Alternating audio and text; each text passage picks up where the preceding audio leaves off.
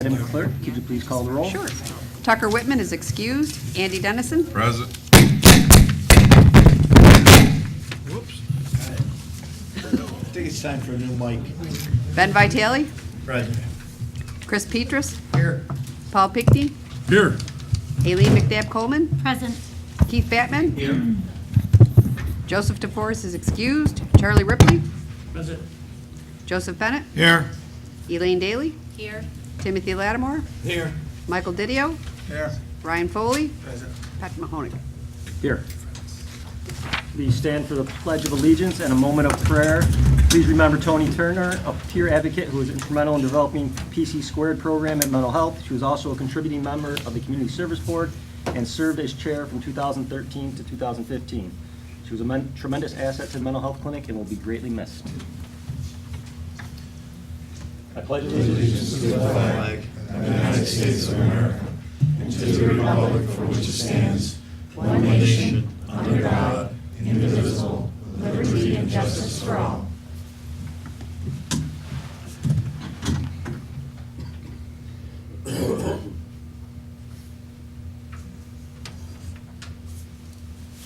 Thank you. All right, we have proclamations. Yeah, we got one more set. We got it. All right. Okay. Our sincere condolences to the family and friends of Jean B. Ford, mother of Donna Gilfitz, Cayuga County Treasurer employee. Proclamations, these were all presented. NAACP 19th anniversary of the Dr. Martin Luther King Millennium Luncheon. Cayuga County salutes Jared Wilmot, Eagle Scout, and Cayuga County salutes Joshua Lidstrom, Eagle Scout. Thank you. We have a presentation from Ms. Cuddy. Mr. Chairman, could people talk on the microphone again? Is that better? Yes, thank you. Can you hear me also? Yeah. Good evening, everybody. So I think most of you know me. I'm Kathleen Cuddy. I work as the Public Health Director here in Cayuga County. And we wanted to take a few minutes today to talk to you about the lead task force that was created a couple years ago at the request of our Board of Health. And this was started because we had a case of a child who had been significantly lead poisoned, required chelation therapy, a couple rounds. And when we discussed it with the board, we talked about what can we do to provide greater prevention of lead poisoning than currently was happening within our community. Deanna Ryan is here, and she'll go through the PowerPoint presentation she put together for us. But this was really a great collaborative amongst a lot of entities. County people are involved, politicians are involved, city is integrally involved. In fact, Jenny Haynes is here today from the City Planning Office because she's been part from the beginning. School districts, home site, and a number of others, which I think we have them listed out in our presentation. I hope you'll find it educational. I think you'll find it a little surprising because there are truly some significant health impacts, cost impacts, and in the big picture, social justice issues that I think will be enlightening to everybody, and that you'll learn something tonight. And we can talk more if you have any questions, certainly. So I'll pass this over to Deanna. I have heels on, and I'm lowering the mic. Yes, I am. All right. So, as Kathleen mentioned, the task force was started after a lead poison case triggered the Board of Health and others to kind of realize that we could be doing something more. So the child was hospitalized twice. We'll go through this later on in the presentation, but this is just some background for you. She was living in a condition that was conducive to lead poisoning, and the unit was so bad it ended up being condemned. And this presentation was made to the City Council in 2015, and then we established a task force in January of 2016. So just for your knowledge, a child can get lead poisoned when paint becomes to be peeling, chipping, flaking, or turns to dust. Can everyone hear me okay? Mm-hmm. Okay. Most often children are getting poisoned from breathing in the dust or swallowing it off of like toys and their hands and whatnot. In some cases, we've had children that have ingested paint chips and even some molding and some wood chips that have paint on them, and they've been x-rayed and shown to be in their digestive tract. So lead poisoning is a concern specifically to children because their growing bodies absorb it more than they would an adult. And children under 6 years are more likely to be exposed to lead poisoning than any other age group, and specifically because children are playing on the floor. Most often that's where lead dust would fall. They're playing with toys that may have lead-based paint in them and whatnot. What's important to know is that lead poisoning is toxic for children because it does harm their ability to grow, behave, and learn. So once a child's poisoned, the lead effects are irreversible. And as you can see, they range from lowered IQ to hearing impaired, having issues with speech, and early signs of ADHD, just to name a few. We've had some poisoned kids that are nonverbal. And when we do a nursing assessment, the developmental assessment is done as part of that nursing visit. So even when a child's exposed to low levels, they can experience some of these things. And when we talk about their development and their ability to learn, this next slide is eye-opening because most kids that are lead poisoned will be receiving some type of special education service at some point, probably most of their life. So what you can see is if they're young enough to not be in school, they may be case managed by our early intervention and preschool for special education programs that the health department has. And then once they transition to their own school districts, they would be, handled through that district. That's their home district. We use the Auburn and Large City School District, and these are the most current numbers that the district has. But as you can see, the cost of a special education student per year is listed at the top. The second bullet is the cost of education over the course of 3 years. And the third bullet is the difference between a general education student and a special education student over the course of their 13 years in school. So it's $260,000 difference between a general ed and special ed. Some of you may be familiar with the Freddie Gray case. This quote was from an article that was published about that. And it says, a child who was poisoned is 7 times more likely to drop out of school and 6 times more likely to end up in the juvenile justice system. So education, the justice system, things like that can't work. It all has a societal impact. So how do we treat it? Most often, lead poisoning can be treated by improving the housing condition and the nutrition of the child. Those are all things that we do at the health department. We work with the homeowners, we do nursing visits and things like that. But we're very reactive to treating lead poisoning. One thing that we'll talk about is chelation therapy. If a lead level gets high enough in their blood where their body can't excrete it, they have to go in the hospital and they're admitted for about 5 to 7 days. And chelation is an IV therapy that helps them excrete the lead through their kidneys. It's very painful and it's very expensive. The cost of 1 round of chelation is about $33,000. These numbers were as of October 2015, and they're the most current I can get from Upstate. Upstate Golisano Hospital is the only hospital in the area that will do the chelation therapy. So as you imagine, the cost of transportation for the family back and forth, food while the child's staying there, and things like that, those are all things that we assist with if the family is in need. It's important to note that a child cannot be discharged from the hospital until we've identified a lead-safe environment. So at the same time the child's getting therapy, we're working with the family to identify housing. And oftentimes they are temporarily housed in a hotel at the cost of the county until we can identify the safe housing. So who's at increased risk? Children, most specifically those living in poorly maintained housing.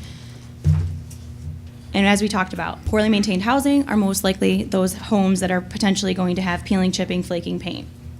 So as long as we have old housing in poor repair, Cayuga County children still remain at risk.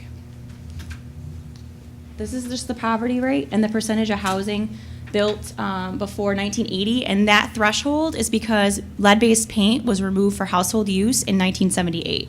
So that stat is why we are concerned with homes built before 1980. Again, we're talking the city, and as you'll see, most of our lead-poisoned kids are residing in the city of Auburn, but lead-poisoning kids are everywhere, north, south, in the city, they're all over the county, but a majority of the caseload is within the city center, so that's why we're using a lot of this. city focused. So 95% of the city housing was built before 1975. Does that mean all 95% of the housings have lead-based paint? Potentially. Does it mean it's a hazard? No. It will only be a hazard and create an environment conducive to lead poisoning if it's peeling, chipping, flaking paint, or if we have a great homeowner who is doing renovations and doesn't understand the importance of lead-safe practices and goes and starts ripping out walls and things like that and creating dust. So potentially, we've had a couple cases where mom and dad buy a nice older home, they're trying to fix it up, and they inadvertently poison their child just by trying to make a better environment for their kids. So our program at the health department is a state grant that we provide case management and education to. So not to get too technical, but if a child's lab result comes in and it's a venous blood draw, if it comes in at 5 or higher, we provide education that's mailed, 5 to 9.9. These are all the state thresholds that we use. 10, the state wants nursing call made to the family, working in collaboration with the provider, and then also mailing packets of information and following up for testing.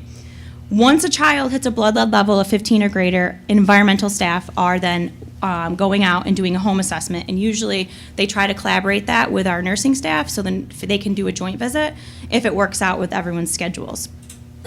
Like we said, at this point, the child's already been poisoned, so we're being more reactive, and that's why we wanted to start being proactive.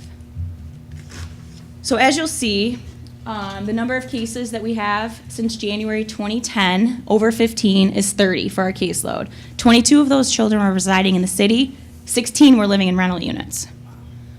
In 2013, 14, and 15, each of those years we had one child require chelation. Each time those kids required chelation, it was a multiple round, so most likely 2 times. Think about $33,000 times 2 times 3 kids. That number right there adds up. And all of those kids were on Medicaid. They were not private insurance. Luckily, this past 2 years, in 2016 and 2017, we haven't had any kids that have required chelation. When we did our environmental investigations, most often, 99% of the time, it was lead-based paint that was the problem. We had one fluke where there was a child that was making its own ammunition and shooting guns and things like that and poisoned himself because he wasn't washing his hands before he was eating. It was an older child. So that's why we don't say 100% of them, because one of them was that child. So the case that triggered this, our response, happened in 2015. The venous confirmation, if you can't see on the screen, it was 64. Kids are required by public health law to be tested at 1 and 2 years of age. Not every physician tests. Not every family goes and gets those tests. So some do a finger stick in the office. If it's elevated enough, a venous confirmation is ordered. Whether that family goes, we don't know. Sometimes they don't. This child didn't get her first test until 2.5 years old. So as you can see, her elevation was so high, she was immediately hospitalized. And then she was readmitted for a second chelation therapy, which is what I was mentioning before. When we did the environmental inspection, it was in a unit that was in the city of Auburn. The estimate that came back from the lead safe contractor, and it showed $20,000 was the estimate for the work that needed to be done. The secondary residence was not in the city, it was in the town of Fleming, and it required $8,000 worth of work. So these are just some of the images. I'll go through them quickly, just in the essence of time. But you'll see the paint chips on the floor, the door jambs not in good shape, the outside, lead-based paint on the outside of the home, the windowsills. This was the door, the secondary residence. This is the ceiling in one of the screened-in porches, I believe. Why is it look at them? I'm sorry, what? This is the, so this case, all of this information was shared at Board of Health, and we presented to the City Council, and now we have our task force that started in January 2018, and these are the members. So our task force has been meeting monthly, discussing different strategies and approaches to take. One thing that kind of came out immediately was to focus on rental properties because of the caseload and the number of kids that were poisoned in rental units within the city. The other reason was because rental properties are required to have a certificate of occupancy. To receive that certificate, the landlord must agree to the inspection by a code enforcement officer, and that's done on a 3 to 5 year basis. This was our way to prevent future lead poisonings from happening. So what we did is we created a list of addresses that we had, and we went through with the city and compared our listing of addresses to their listing of active valid COs. What you're gonna see up here is that we provided them with 52 addresses. 30 were identified with expired COs or work in progress. Since then, 8 have been issued valid COs, 8 are still expired, and 14 have a work in progress or conditional CO. Jenny did give me some updated numbers. They haven't fluctuated too much since November when we last did this, but there were 2 addresses that were condemned as well. So as part of the task force, we said, well, we have this program at the health department called Healthy Neighborhoods, and we go out and we do home assessments. It's free, it's voluntary if they let us in. We're in the city of Auburn, towns of Locke and Moravia, and the child doesn't have to be poisoned. So we can use this approach too. So we started tracking the addresses of the home assessments that were done by that program to be a little bit more proactive and sharing those results with the city, those addresses. One thing this program looks at for is lead hazards in the home. So we can actually flag a home if we see like peeling, chipping, flaking paint. They can't verify that it's lead because they don't have a machine that would do that, but we have a machine at the department that we could go out and do a joint visit with them or city code enforcement officers for that matter if there was a question of whether or not the paint was lead or not. One thing that is interesting is that you'll see a 2 unit in the city of Auburn that was brought to the lead task force attention in the summer of 2016. These are just some of the images. They aren't all are not going to be focused on lead-based paint. They're just kind of what the condition of the home was at the time. So as you can see, that would be lead-based paint. It's flaking, it's scaling. This is the windowsill. This is the ceiling above a child's bed. This is the child's playroom. The child right there. Paint chips on the floor. This is also a ceiling in the unit. Door jams. Electrical outlet. I think you get the picture. So some questions that were raised at the task force meeting were, okay, well, does this property have a valid CO? When we researched it, yes, it did. It was issued a CO in May of 2016. The home assessment was done in July of that same year, and then the home was condemned for a different reason in September 2016. Another question we asked was DSS issuing a subsidy? Yes, they were on both units. Tenant 1, Tenant 1 was getting this dollar amount. Tenant 2 was only getting a subsidy for 2 months. So one thing we said was, okay, as a task force, does a CO truly mean that it's reflective of the condition of the home and DSS doesn't require an inspection of these properties? So those were 2 things that stood out to us. We're going to travel back in time just for 1 second. We're going to go back to the original lead poisoning case that triggered this. She was discharged from the hospital and went to a lead-safe environment, getting routine lead testing. We were trying to reach out to her, hadn't gotten in touch with her. Found out that she moved to a new address without notifying us. Typically, we're notified and we go out and do a pre-inspection on that unit so that we can verify it's lead safe. Because she had such a severe lead poisoning, we had hoped to have done that in this case. We were notified after the fact, and her lead had jumped 10 points after coming down significantly in her lead safe environment that she was previously residing in. So we go out, we do an assessment. We find lead hazards, we issue a notice of demand, which requires a landlord to correct those hazards. We talked to City Code Enforcement Office, and they had issued a certificate of occupancy on the unit. They had been working with that landlord for a year to get them to get the inspection up to snuff and to issue that. These are just some pictures. They're not the greatest quality, but I just wanted to include them. You can just see some lead-based paint. This residence is across the street from her original poisoning. So the neighborhoods play into this. So we are going to continue to work as a county with the city to work together to identify peeling, chipping, flaking paint when our Healthy Neighborhoods goes out and does home assessments, when city code enforcement's doing their inspections for certificate of occupancies. We want to ensure that COs are timely and valid, and we're dealing with some staffing issues because this is a new project that we're undertaking at both the city and county levels. So some of the successes that you'll see from this is that at the same time we were doing the lead task force dealing with paint was when Flint, Michigan was happening and all the water crisis. So New York State released funds to help schools test their water and then also to help homeowners test their water. City of Auburn was recently awarded funding to replace lead service lines that distribute water. We encouraged the city and supported the city to apply for funding to hire additional code enforcement officer, and that did happen. City of Auburn provided CDBG funding to help the landlord-tenant workshop get off the ground. This year, there were 80 participants, and lead is a topic that's covered with the landlords. And then we were awarded a grant with Homesite in collaboration with them to offer workshops on lead-based paint, how to properly repair, renovate, and fix all of those hazards for tenants and landlords. And we offer a specific certification for those landlords. If they complete the original workshop, they can go on and get further certification. So some of our short-term goals, as a health department, Kathleen in particular, she's looking at using public health law to designate areas of high risk. We are exploring this option as a way to directly improve the quality of housing stock related to lead.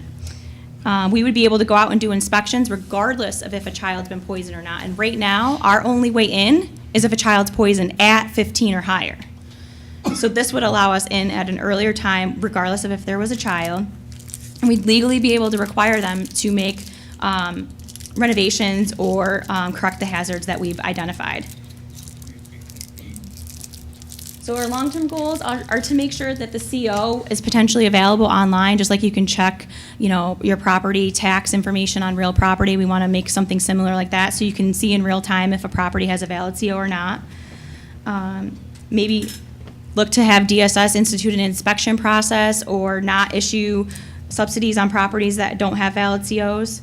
And this is huge too, is increase the percentage of 1- and 2-year-olds that are tested. And that's working really hard with the providers, and that's more of our focus clinically on our side, is to work with the providers to get them the machines and work with them to encourage the families to go and get the testing if the testing is not offered in their practice. So. Does anyone have any questions? Just have one question, or it's more of a comment, but could you explain to everybody, for those that don't have a background in this, the context of why this would be an environmental justice grant and how racial and socioeconomic factors significantly affect the population affected by this type of demolition? So some of our cases are families that aren't on any type of public assistance but can't afford a house or have a low credit score and can't buy their own home, so they're living in rental units. And we were shocked to hear at some of the amounts of rent that they're paying when we saw the types of environments that they're living in. It tends to be poor kids, poor families living in rental units, living in poor housing conditions. I will say, as part of the grant that we have to plot lead cases all across the county. And this is not specific to one neighborhood in the city of Auburn. And like I said earlier, it's not specific to the north end of the county or the southern end. We have cases all over. It just happens to be the concentration are in the city. So, and we have an older housing stock in Cayuga County and in New York State in general. So I hope did that answer your question? Yeah, I was just trying to emphasize the point that this is significantly impacts more people of low socioeconomic status and also poor people of color. And that would be the context with which you would receive an environmental justice grant. Mr. Foley. Yeah, just a quick question. So it said on one of the slides that in May of 2016 the certification of occupancy was granted, and then by September the property was condemned. Mm-hmm. How does that actually happen? I mean, it seems rather difficult I think it was And 4 condemned months. for some issue with like the sewer or the water, and not for the conditions that you saw in the pictures. It was separate, and I think, I don't know if how the city was notified about that issue, but it wasn't related to what we were doing. Okay. Ms. Daly? Was the addition of the code enforcement officer in Auburn hired specific to get these COs done in a more timely fashion? Is that the hope? That's the hope, to increase the staff capacity to work on the ones that are expired. And I also think, also working on like the zombie properties, if you've heard of that, I think that was what helped get the position there and then moving on. And Through the if list. you declare this is a public health high-risk area, you have better access to the property? Is that the thought? We hope to have better access. I think we would still have to be allowed in to the unit, just like code enforcement is. But the health department wouldn't need a child being lead poisoned for us to trigger that inspection if the area was designated as a high-risk area. Mr. Lattimore? It's good to see my fellow colleague Jenny here tonight. Jenny, when we did rehabs on Fort Street and other areas with our HUD, didn't we clean the houses at that time? Clean them? Well, I thought they were lead tested and Yeah, when we so- did the renovations on, let's say, 4th Street and Westlake. Correct. Any projects that the city does with federal funds, we're required to abate lead paint from those properties. So that was done in Westlake. That's done with any properties we assist through our home repair assistance program as well. And that's been going on for 20, 40 years, isn't it? That's correct.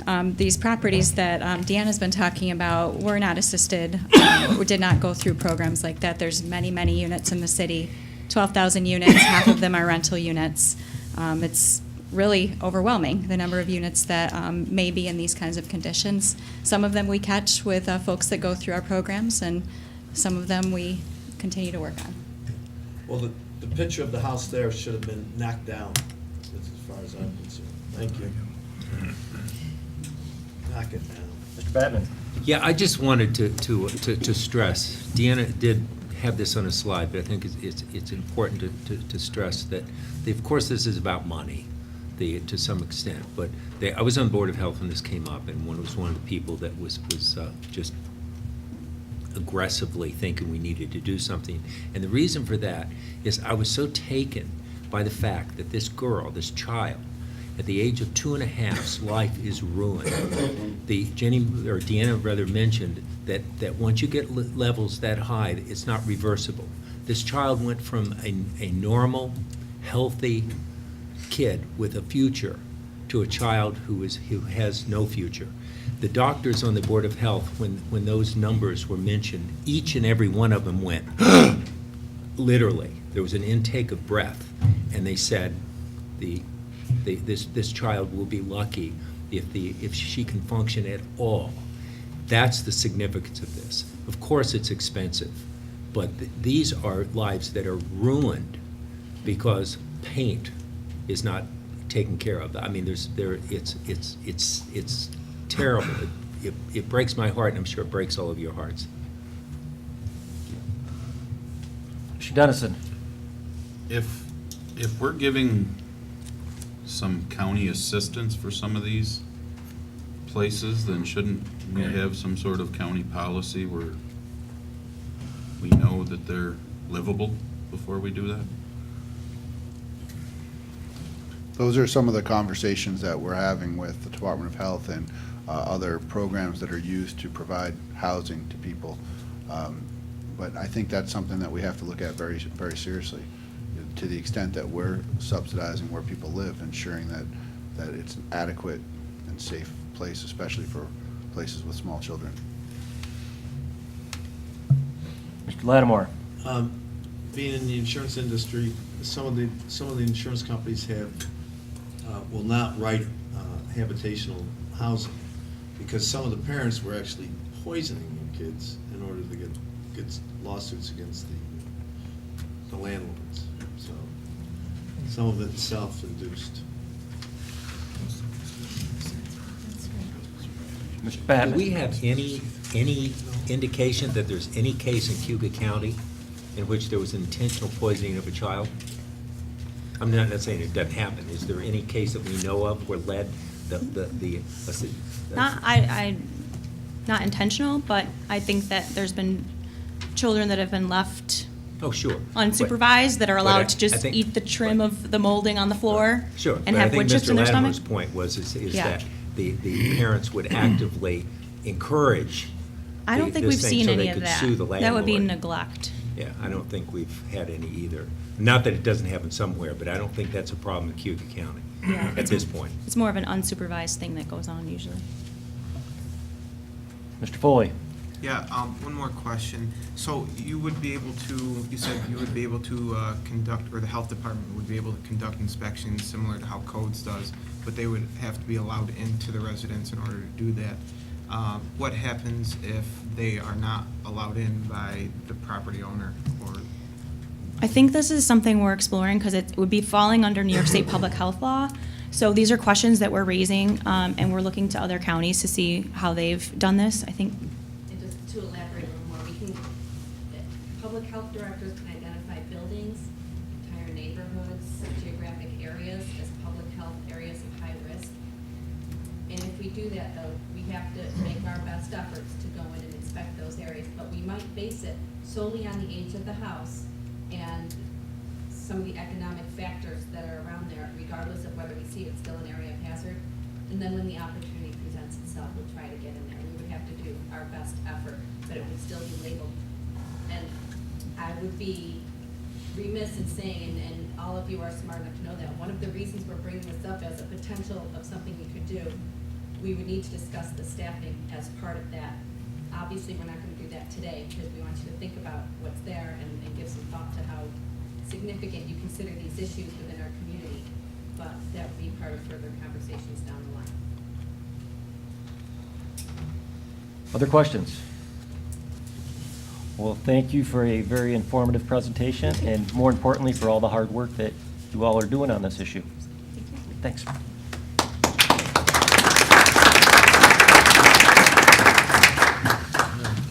All right, public to be heard. Please remember that you have 3 minutes, and you must state your name and address. Mr. Lattimore. Mr. Donovan wanted the privilege of the floor to talk about opioids.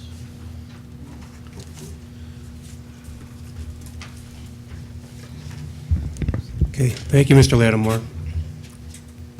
Good evening, members of the Cayuga County Legislature and County Woods, Administrator Woods. My name is Timothy Donovan. Thank you for the opportunity to speak before you tonight on a topic that has tragically affected this community and many others. I am a member of the Cayuga County Drug-Free Community Coalition and the Cayuga County Alcohol and Substance Abuse Subcommittee. I have followed with great interest your discussion about the potential class action lawsuit against pharmaceutical companies that manufacture and distribute opioids. As you are well aware, the opioid crisis is a national epidemic, and claims to have been made there is a link between addiction to prescription drugs and substance abuse. In my capacity as a volunteer and community advocate, I have seen the dreadly trajectory of painkillers to opioids to heroin too many times. It may have been started only with an injury that required painkillers, which is already prescribed and refilled and ended in a heroin overdose. Not only have substance abuse-related services and costs for municipalities and counties increased dramatically, drug companies have greatly fueled and benefited from this crisis. I therefore urge you to join other New York counties in a lawsuit that aims to break this vicious cycle at the beginning and hold pharmaceutical companies accountable for their part in the nationwide epidemic that resulted in big profits for them and too many personal tragedies for the rest of us. Thank you for your time. Thank you, Mr. Donovan.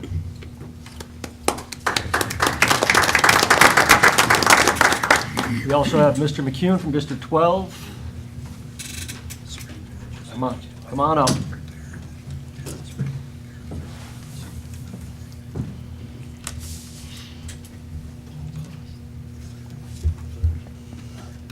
Good evening, Mr. Chairman. I'm Here to talk about, my name is David McEwen. I'm a resident, 11 Locust Street, a retired citizen.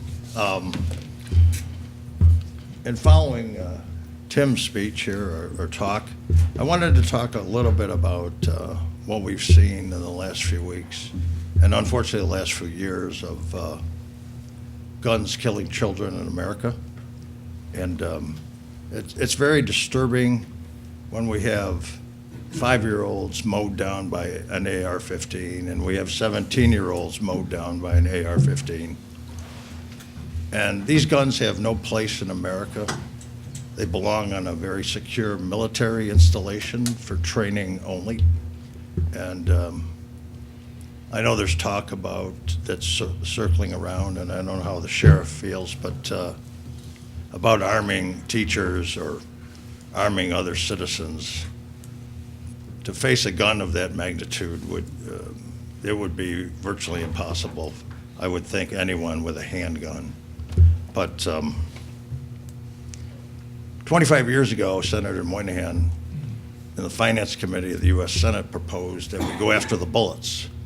And he proposed significant increases in the price of bullets because the supply of bullets in the United States was maybe 4 to 5 years. Well, we have guns that are going to last for 200 years. Even today, you can buy 1,000 bullets for less than $50 that would go into an AR-15. And, I find that there is no place for assault weapons, and I don't know if it's within the county legislature's position to think about banning assault weapons or even looking at a sales tax increase on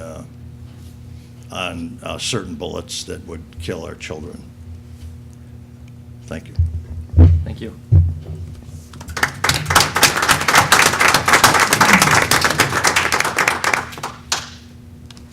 All right, we have minutes for approval, 123:18. Move them. That's okay. Is there a second? Do we have a second? Second. Any discussion? All in favor? Aye. Opposed? All Okay, right.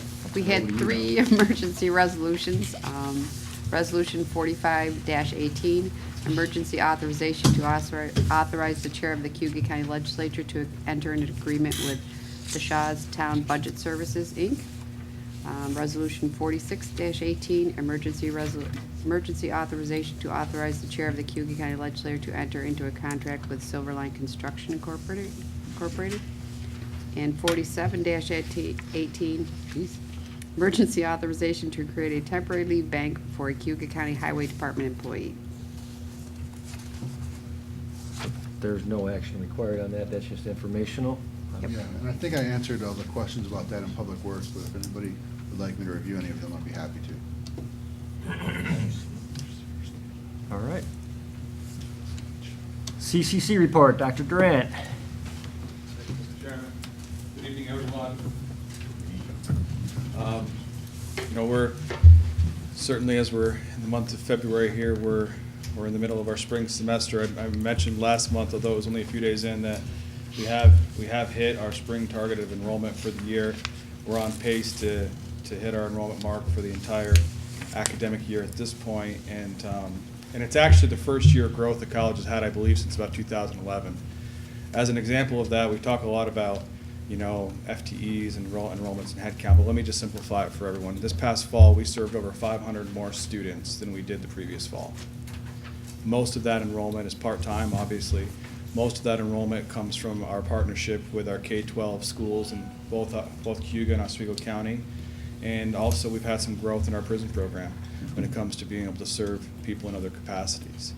What's significant about that is the college served nearly 5,000 students, well over 4,900 students overall, which is significant. And when you looked at the way that means from a funding model and all those other things that we've talked about in depth here in the past, we may only have 25 more FTE this year than we did last year. But 500 more students is a significant number in a given term.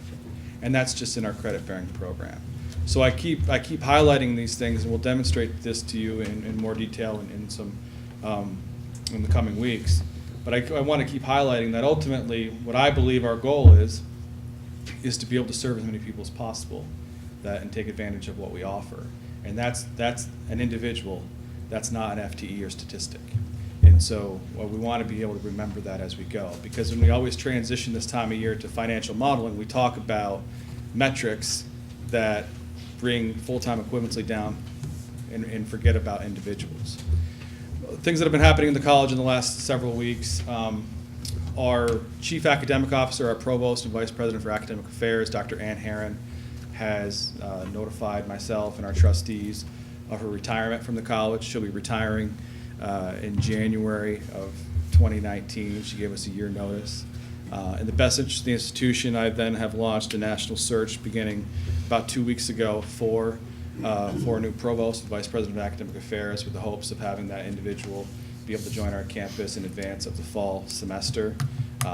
This is the best timeline to be able to attract, I think, the most qualified candidates to be able to serve in that capacity at the college and as the provost. Those that may not be familiar, your chief academic officer is typically your number 2 in an organization.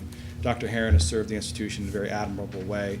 I think over 7 years of service. She's just done a tremendous job of leading our faculty and our academic programs to where they are today, and will really set us up well for our future. And I know the trustees, when they accepted her retirement in recent weeks, and myself, we just want to express our gratitude for all of her service and look forward to our continued work together for this next year. In your packet tonight, you have consideration of an agreement that the Board of Trustees, the college, has made with our Maintenance Facilities Union for their contract. Certainly hopeful for your support, and I just want to say that we're pleased to be able to come to an agreement with the group.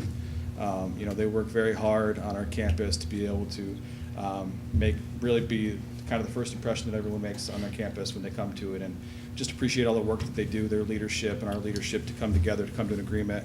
And the trustees were in unanimous support of it. Certainly we'll look for yours tonight. As we go ahead in this advocacy time, I talked about it last month. We're looking to advocate for the state. Primarily our focus right now as community college presidents is to ask for them to change the funding allocation system and structure for the state allocation. Right now we get funded on a per FTE basis. And what we're asking for as a group of colleges is for some sense of maintenance of effort, predictability. What can be understood here in this room is similar to what the county sponsorship model is, right? You have a standard maintenance of effort that is a responsibility and allocation that you give, and have the ability to choose to increase it. And you have graciously in the last couple of years increased 1.5% per year, which I know we're all thankful for.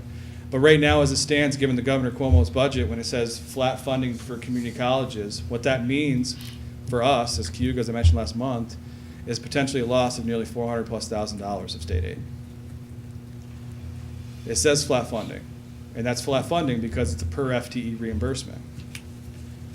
That's an enrollment number, and the ability for us to really be able to predict where we're going to go and to be able to make sure we can keep our costs down for students is a real threat when we're losing our funding at the state level at a rapid rate. So we'll be continue to ask for your support. I'll be sharing with a number of you our advocacy materials and ask for your support with our local legislators. But ultimately, at this point, it's not about the history that the college to continue to go to a legislator and say, we need more money per FTE, because